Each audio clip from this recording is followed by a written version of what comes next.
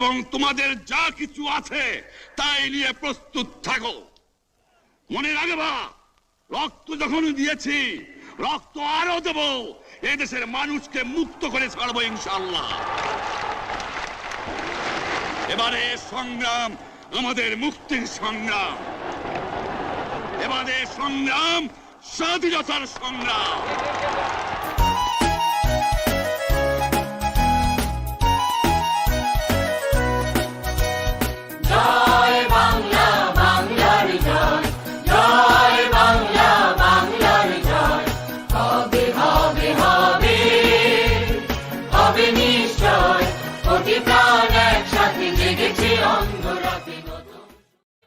আমাদের মাঝে উপস্থিত রয়েছেন বীর মুক্তিযোদ্ধা মোহাম্মদ সিদ্দিকুর রহমান। তিনি আমাদেরকে মহান মুক্তিযুদ্ধের কিছু স্মৃতি আমাদের সাথে শেয়ার করবেন এবং তিনি কোথায় কোথায় যুদ্ধ করেছেন, কোথায় প্রশিক্ষণ নিয়েছেন, সেগুলো ব্যাপারে আমাদের সাথে তার অভিজ্ঞতা আমাদের সাথে শেয়ার করবেন তিনি। ধন্যবাদ। আমি মোহাম্মদ সিদ্দিকুর রহমান, পিতা রমিজউদ্দিন আহমেদ, মাতা হাদিয়ামান নেসা, দক্ষিণ বালুবাড়ি, দিনাজপুর, বর্তমানে ঢাকায় স্থায়ীভাবে বসবাস করছি। যুদ্ধকালীন ঠিকানা দিনাজপুর, বালুবাড়ি। সেখানে আমরা সবাই বসবাস করতাম। 1971 সালের যুদ্ধের সময় যখন আমরা আমাদের এলাকার কিছু ছেলে পেলে নিয়ে, আমাদের পরিবারবর্গ নিয়ে 13ই এপ্রিলে 1971 কাঞ্চন ব্রিজ পার হয়ে বিরল দিয়ে আমরা রাধিকাপুর হয়ে গার্ডেনবাগে পৌঁছি। ওখানে 2-1 দিন থাকার পরে তারপরে আমি মুক্তিযুদ্ধে জালিমগাঁও মুক্তিযোদ্ধার রিক্রুটিং ক্যাম্পে জয়েন হই। আমার সাথে রফিকুল ইসলাম, আব্দুল বাতেন, ফাহাদ আহমেদ, ওই রিক্রুটিংয়ে জয়েন হওয়ার পরে আমাদের ট্রেনিং হয়, ওই প্রিলিমিনারি ট্রেনিং। ওখানে আমরা প্রিলিমিনারি ট্রেনিং নেওয়ার পরে আমাদেরকে হায়ার ট্রেনিংয়ের জন্য রিক্রুটমেন্ট করে। ওই হায়ার ট্রেনিংয়ে রিক্রুটমেন্ট করার জন্য আমাদেরকে সেই ওখান থেকে বালুঘাট, ফতেপুর, চান্দহর ক্যাম্প, ফতেপুরে আমাদেরকে ট্রেনিং সেন্টারে নিয়ে যায়। সেখানে ট্রেনিংয়ের অনুপযোগী হওয়ার দরুন পরে ওখান থেকে আমরা শিলিগুড়ি, পানিঘাটাতে নিয়ে যাওয়া হয় আমাদের ট্রেনিং সেন্টার। তো সেখানে আমরা alpha, bravo, charlie, echo, delta, fighter, এই 5টা গ্রুপ আমরা ওখানে যুদ্ধে ওই ট্রেনিং সেন্টারে আমরা প্রথম অবস্থায় যাই। আমাদের পানিঘাটা প্রথম উদ্বোধন করি আমরা। ওখানে আমি বি উইংয়ে, দ্যাট ইজ ব্রেভ উইংয়ের মুক্তিযোদ্ধা। আমার মুক্তিযোদ্ধা বিশ্ব 53 নম্বর সৈনিক। আমাদের ট্রেনিং হয়েছিল সেখানে rifle, SLR, LMG, sten gun, explosive, anti tank mine, anti personnel mine, booby trap এবং বিস্ফোরক দ্রব্যের বিভিন্ন আইটেম, এগুলো আমাদেরকে ট্রেনিং দেওয়া হয়। ট্রেনিংটা আর পানিঘাটাতে সেখানে ভালো ব্যবস্থা ছিল এবং টুইন্স মোটর সম্বন্ধে ট্রেনিং দেওয়া হয়। সেই ট্রেনিং অবস্থায় আমাদের ওই ব্রেভ উইংয়ের দায়িত্বে ছিলেন লেফটেন্যান্ট সুজিত মুখার্জি, আর পানিঘাটার দায়িত্বে ছিলেন বাঙালি সিও, ওনার নামটা আমার ভুলে গেছি, নামটা মনে নেই। তো যাই হোক, উনি খুব রসিক মাইন্ডেড ছিলেন। আমরা ওখানে ট্রেনিং গ্রহণ করি। ট্রেনিং পিরিয়ডে আমরা পানিঘাটাতে সম্পূর্ণভাবে হওয়ার পরে যখন 1 মাস ট্রেনিং শেষ হলো, তখন আমাদের ট্রেনিং শেষ হওয়ার পরে আমাদেরকে রিলিজ করে অপারেশন সেন্টারে পাঠালো। সেই অপারেশন সেন্টার 7 নম্বর সেক্টর তরঙ্গপুরে আমাদেরকে পাঠায়। সেখানে তরঙ্গপুরে যাওয়ার পরে আমি লালদুল হক, আরো কয়েকজন সাথী ভাই মুক্তিযোদ্ধা, আমরা ওর মধ্যে থেকে বাছাই করে আমাদেরকে ফকিরগঞ্জ ওই সন্ধিয়া ক্যাম্পে সেখানে আমাদেরকে পাঠানো হয়। সেটা হচ্ছে ফুলবাড়ির নিকটে, দ্যাট ইজ এই পারে ফুলবাড়ির নিকটবর্তী স্থান, ওই পারে হচ্ছে ফকিরগঞ্জ। তো সেখানে আমরা বেশ কয়েকদিন এই অপারেশনে যুদ্ধ অংশগ্রহণ করি। অংশগ্রহণ করার পরে সম্মুখ যুদ্ধে ওই ফুলবাড়িতে একটা বিরাট একটা মুক্তিযুদ্ধ আর ওই পাক হানাদার বাহিনীর সাথে ফাইট হয়। সেই ফাইটে একজন আমাদের সুবাদার একজন মারা যান, আর তৎকালীন বিডিআর তিনি খুব সাহসী ছিলেন, ওরা মাথায় গুলি লেগে মারা যায়। আরো দু একজন আহত হয়, আমাদের মধ্যে 3-4 জন আরো বেশি আহত হয়। আহত হওয়ার পর আমরা ওই পরে ব্যাক কলোনিং করে আবার ফিরে যাই আমাদের ক্যাম্পে। ফিরে যাওয়ার পর আমি অসুস্থ অবস্থায় আবার অসুস্থ হয়ে পড়ি। তখন আমি কি করবো, ক্যাপ্টেন ছিল ইন্ডিয়ান ক্যাপ্টেন SM বার্গ, ওনার থেকে আমরা ওই চিকিৎসার জন্য ছুটিতে বালুরঘাট ক্যান্টনমেন্টের উদ্দেশ্যে যাই। বালুরঘাট ক্যান্টনমেন্টের উদ্দেশ্যে যাওয়ার পরে সেখান থেকে আমরা ওই চিকিৎসা নিয়ে পরে আমি কালিয়াগঞ্জ, দ্যাট ইজ আমার ওখানে আব্বা আম্মার সাথে দেখা করে পরে আবার কালিয়াগঞ্জ আবার সেক্টর কমান্ড অফিসে চলে যাই তরঙ্গপুরে। সেখানে যে আমার সহকর্মী ভাইদের সাথে দেখা হলো, আমার এলাকার লোকদের সাথে দেখা হলো। দেখা হওয়ার পরে সেখানে ওই ফরহাদ, বাতেন, রফিকুল ইসলাম, শাহজাহান, তারপর নিদার হিম, তারপর ওই বরিশালে ময়মনসিংহের রাধা সেন শাহ, বজাগঞ্জের আব্দুল লতিফ, আরো অনেকে ওখানে আমাদের গ্রুপের মধ্যে নিয়ে আমাদেরকে গ্রুপ সেটিং দিয়ে আমাদের কমান্ডার হিসাবে ফারহাদ আহমেদকে সিলেক্ট করে আমরা ফারহাদের নেতৃত্বে চান্দোহর ক্যাম্প, দ্যাট ইজ ডালিমবাগ পার হওয়ার পর দিনাজপুর যাওয়া বসাগঞ্জের চান্দোহর ক্যাম্প, চান্দেরহাট ক্যাম্পে আমরা চলে আসি। ওদেরকে পাঠায় আমাদেরকে। তো আমরা চান্দেরহাট ক্যাম্পে 2 দিন অবস্থান করার পরে আশেপাশের লোকজন খুব বিরাট অসুবিধার মধ্যে ছিল, যেহেতু ওই জায়গাটায় মুক্ত এলাকা ছিল এবং ওই পাক হানাদার বাহিনীর লোকেরা আইসা ওই এলাকায় বিভিন্ন জায়গায় তারা রেড করতো এবং অনেক জ্বালাতন করতো এবং তাদেরকে ঘুমাতে দিত না। অনেকে ওই এলাকায় না থাকতে তারা পালিয়ে ইন্ডিয়াতে আশ্রয় নিয়েছিল। পরে আমরা চিন্তা করলাম, ফারহাদ আহমেদ সহ উনি কমান্ডার আমাদের, ও আমাদেরকে বললো যে এখানে তো আমাদের থাকলে চলবে না, আমরা আরো ভিতরে যেয়ে থাকতে হবে।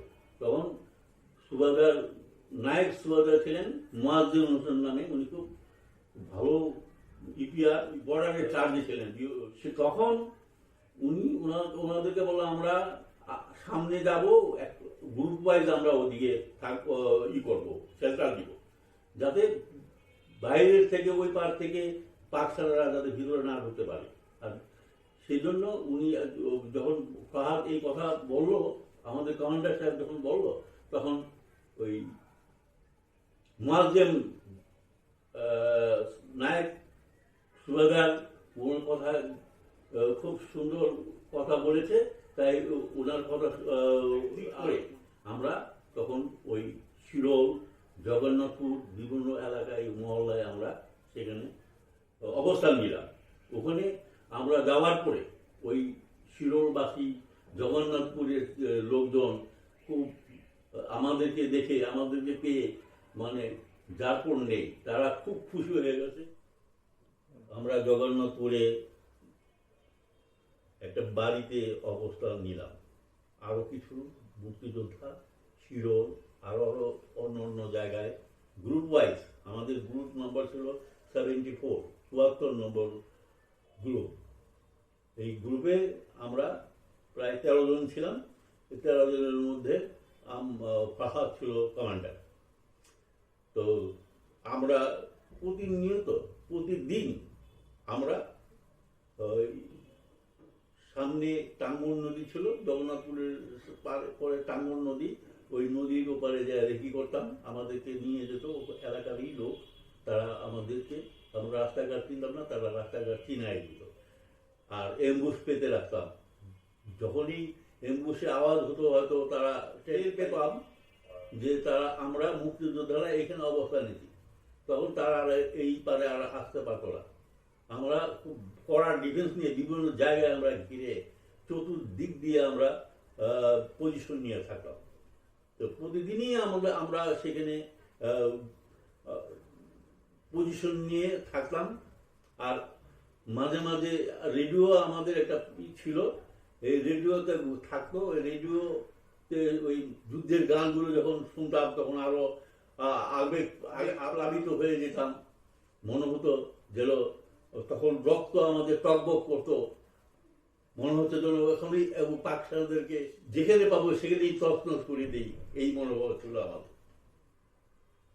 যাই হোক, আমরা যুদ্ধে ওখানে আস্তে আস্তে বিভিন্ন জায়গায় ভিতরে অনেক দূর পর্যন্ত অগ্রসর হতে থাকি।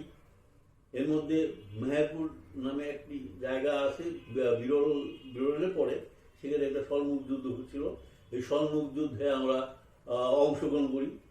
অংশগ্রহণ করে আমরা আগের থেকে তিন ভাগে বিভক্ত করে বলে কি যে 3 ভাগে বিভক্ত হতে হবে, এবং 3 ভাগে আমরা পূর্ব দিক, উত্তর দিক, দক্ষিণ দিক, 3 দিক দিয়ে আমরা অ্যাডভান্স করতে আরম্ভ করলাম। তো 3 দিকে আমরা লাইন পজিশন হয়ে আসি। ওদিকে ওই পাক সেনাদের ক্যাম্প আছে, ক্যাম্প থেকে দূর থেকে দেখা যাচ্ছে যে ওখানে ব্যাংক মানে তাদের বড় ব্যাংকার। যখনই আমরা ওখানে লাইন পজিশন নিলাম, ওই সময় তারা বৃষ্টির মতো গুলি বর্ষণ করতে আরম্ভ করলো। এরকম গুলি বর্ষণ আমার মনে হয় যেন আমার চুল ছেড়ে যায়, এরকম অবস্থা। লাইন পজিশন ছিলাম। তারপর ওরা ধরেন একটু ব্রেক করে আমরাও ফায়ারিং করতে আরম্ভ করলো। যেমন দক্ষিণ দিক থেকে গুলি মারে, আমরা চুপ করে থাকি, আবার উত্তর দিক থেকে যখন আবার ফায়ারিং হয় আমাদের লোক, তখন এদিকে চুপ করে থাকি, আর যখন আমরা গুলি করি সম্মুখ থেকে, তখন ওরা দুজন ওই দিকে অফ থাকে। এইভাবে করে আমরা ফায়ারিং আমরা প্রোটেকশন দিই, মানে পাল্টা জবাব দিই। তখন ওরা যদি সংখ্যায় আমাদের অনেক, পরে ওরা বুঝতে পারে, ওরা তখন ওই ক্যাম্প ছেড়ে আরো ভিতরে চলে যায়। এইভাবে করতে করতে তাদেরকে আমরা এমনভাবে রাখছি তারা যাতে আর ভিতরে বা আমাদের এখানে কোনো কিছু করতে না পারে, সেই ব্যবস্থা করতে এবং আমাদের মধ্যে সেই গ্রুপের মধ্যে যখন আমরা ছিলাম, তখন আমাদের 74 নম্বর গ্রুপ, সেই গ্রুপে একজন খ্রিস্টান ছিল, তার নাম ছিল আইজাক নিলারি। আর ময়মনসিংহের একটা হিন্দু লোক ছিল, তার নাম ছিল রাধাকুন সাহা। আর বাতিন আমার ফ্রেন্ড ফহাদ, আমার মামাতো ভাই, সে আমাদের কমান্ডার ছিল। তারপর ওই বতাগুঞ্জের একটা ছেলে ছিল আব্দুল লতিফ, শাহজাহান, বরিশালের শাহজাহান। আর ওই অবস্থায় যুদ্ধে যখন আমরা আরম্ভ করলাম পাক সেনাদের সাথে সরাসরি সম্মুখ যুদ্ধে, সেই সময় আমি তো এমন এক অবস্থান নিছি যে সেখানে ফিরে যাওয়ার মতো কোনো অবস্থানই ছিল না। পরে আমি দেখলাম যে ওরা মানে বৃষ্টির মতো ফায়ারিং যখন আরম্ভ হলো, পরে দেখলাম যে 2 দিক থেকে ক্লোজ হয়ে গেল, কিন্তু আমি টের পাইনি। আমার সামনে শাহজাহান একটু দূরে ছিল, তো শাহজাহান চলে যাওয়ার পরে তখন ওরা ওই পুকুর পাড়ের সামনে গিয়ে নেমে দেখে যে আমাদের মধ্যে একজন লোক নেই, সেটা আমি ছিলাম। আমি ওখানে একাই ছিলাম। আমাকে ওই শাহজাহান পরে ওই কোলেরিং করতে আমাকে আমার জায়গায় যে আমাকে পিছন দিকে পায়ের দিকে টকা দিয়ে তাকে আমাকে তুমি ব্যাক কোলোরিং করে তুমি আমাকে বলো তুমি ব্যাক কোলোরিং করো। আস্তে আস্তে ব্যাক কোলোরিং করতে আমাকে খুব অনেক কষ্ট করে সে ওখান থেকে উদ্ধার করে নিয়ে আমরা চলে আসি আমাদের গন্তব্যে। এভাবে প্রায়ই হতো। আর আমাদের যখন আর্মস এমিনেশন বা পয়সা কড়ি দরকার পড়তো, তখন আমাদের মধ্যে থেকে এই আমাদের কমান্ডার এই পাহাড়, সে তরঙ্গপুর যেত, সেখানে যে এই আমাদের টাকা পয়সা আর আর্মস এমিনেশন নিয়ে আসতো, নিয়ে এসে আমাদেরকে দিত, সাপ্লাই দিত। পরে আমরা ওইটা দিয়ে আবার তাদের সাথে মোকাবেলা করতাম। আর যে টাকা পেতাম ওটা আমরা ওখানে খেতাম, হয়তো এই বিভিন্ন এই পয়সা দিয়ে আমরা চলতাম। পরে এইভাবে করতে করতে যখন ছিল আমাদের যুদ্ধ করতে করতে করতে যখন প্রচণ্ডভাবে দিয়ে যখন মানে মুক্তিযোদ্ধা জাগ্রত হয়ে গেল, তখন আমরা আগে বাড়তে থাকলাম। ওই জগন্নাথপুর পার হয়ে আমরা আগে বাড়তে বাড়তে মঙ্গলপুর পার হয়ে ধুকুরজারিতে আসলাম। ধুকুরজারিতে বিরাট ফাইট হলো, ওখানে স্পোর্টে 4 জন মুক্তিযোদ্ধা মারা গেছে, আরও মারা গেছে। তার মধ্যে কয়েকজন কবর ওখানে পাওয়া গেছে। পরে আমরা খবর পেলাম যে এখানে ওই আরও, আমরা তো আগে বাড়তে আমাদের নেশা ছিল যে কখন আমরা দিনাজপুর শহরে ঢুকবো। তো এইভাবে আমরা যুদ্ধ করতে করতে আগে বাড়তে ছিলাম। আর এদিক দিয়ে পাক সেনারা পিছনে হাঁটতে হাঁটতে তারা নদী পার হয়ে, কাঞ্চন নদী পার হয়ে, দিনাজপুর পার হয়ে, বা ওরা সেই ওই ক্যান্টনমেন্ট সৈয়দপুরে গিয়ে তারা ক্যান্টনমেন্টে চলে যায়, তারা ওই হাঁটে যায়। মাঝখানে ওরা বিভিন্ন জায়গায় পাই ক্ষতি করে দিয়ে তারা চলে যায়। পরে আমরা ওই ধুকুরজারিতে একটা ফাইট হয় আমাদের, ভেড়াপাটিয়ার যুদ্ধ। সেখানে 4 জন মারা যায়। তার মধ্যে 1 নম্বর আব্দুল গনি, আমিনুল ইসলাম, আরও 2 জনের নাম আমি এখনো বলতে পারছি না, ভুলে গেছি অনেক দিনের ব্যাপারটা। তাই পরে আমরা ওই কবরগুলো খুঁজে পাই। 13ই ডিসেম্বর কাঞ্চন নদীতে চলে আসি। তো ওই পার হয়ে কাঞ্চন নদীতে ওই পার হয়ে 14ই ডিসেম্বর আমরা দিনাজপুরে ভালোভাবে ওই বাহাদুর বাজারের অংশ এসে সবাই জমায়েত। ওখান থেকে আমরা জমায়েত হওয়ার পরে দেখি যে সব শুনশান হয়ে আছে, কেউ নাই, সব বাড়িঘর সে কী অবস্থা, বিমর্ষ অবস্থা করে আছে, দেখে মন খারাপ হয়ে গেল। তারপর আমরা স্কুলে আশ্রয় নিই। আশ্রয় নেওয়ার পরে ওখানে আমরা সবাই ছিলাম। খাওয়ার পরে ওখানে ওই স্কুল অবলম্বনযোগ্য হওয়ার দরুন আমরা চলে গেলাম মহারাজা গির্জানাথ হাই স্কুল, সেখানে আমরা অবস্থান নিই। এই অবস্থানে ওখানে আমরা ছিলাম। আমাদেরকে ওখানে খাওয়া দাওয়া 6ই জানুয়ারিতে একটা বিরাট অ্যাক্সিডেন্ট হয় সেই দিনাজপুরে মহারাজা স্কুলে। মাইল বিস্ফোরণে 1/3 বিল্ডিং উড়ে যায়। ওই আমরা তখন আধা ঘন্টা আগে আউটপাস নিয়ে বের হয়ে আমি, ফারহাদ, বাতিন, রফিক, আরও যারা আমাদের মহল্লা ছিল তারা, আমরা একসাথে ছিলাম। তো ওই আমরা একটা গ্রুপে ছিলাম, আমরা একটা রুমে ছিলাম। ওই আমরা ছুটি নিয়ে আমাদের বাড়িতে আসি, আইসা বসে গল্প করতেছি। ওই সময় একটা বিরাট আওয়াজ হয়, বিকট আওয়াজ, মনে হয় যেন মানে দিনাজপুর শহর ভেঙে চুরমার হয়ে গেলো, এইরকম আওয়াজ হলো। তবে প্রায় ওখানে 3 থেকে 400 মুক্তিযোদ্ধা এক স্পোর্ট ডে এবং মারা যায়। ওই গাছ আছে, গাছের উপরে দেখা গেছে যে ঘড়ি আছে, হাত উঁচা হয়ে পড়ে আছে। তারপর কেউ মানে দেহ চিত্র বিত্র হয়ে বিভিন্ন জায়গায় ছিঁড়ায় চলে গেছে। পরে আমরা দৌড়ে কিছুক্ষণ পরে আমরা শুনতে পারলাম যে এরকম আমরা যেখান থেকে আসছি ওই মহারাজা গির্জানাথ ওই হাই স্কুলেই এই বাস। মর্মান্তিক ঘটনা।